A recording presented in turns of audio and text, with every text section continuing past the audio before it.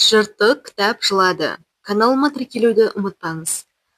Әр беті сатпақ-сатпақ, сірескен шимай шатпақ, алба-жұлба жыртық кітап, өзіне қарап жадап жұтап, ашу қысып ызаланып, иесіне бұрылып, назаланып, «Ей оқушы балам», деді, «қарашы өзің маған», деді.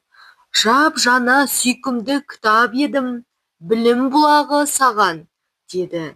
Бірінші 90-ға жетпей, азырақ сыйлап, құрмет етпей, белшеден кірге батырдың, қолға алғысыз болып жатырмын, мұхабамды мылжа-мылжа қып жырттың, беттеріме білеудей қолыңды сүрттің, қаламыңмен тесіп түртіп, шұрқ тесігімді шығардың.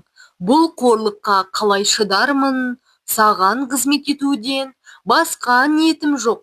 Бірақ жұртқа қарар бетім жоқ. Ойланшы өзің, балам, не жазығым бар саған, деп ызалы жыртық кітап жылады. Өтебай Тұрманжанов. Кейіптеу әртүрлі жануарларды, табиғат құбылыстарын немесе жансыз нәрселерді адам кейпіне келтіріп суреттейтін көркемдік тәсіл.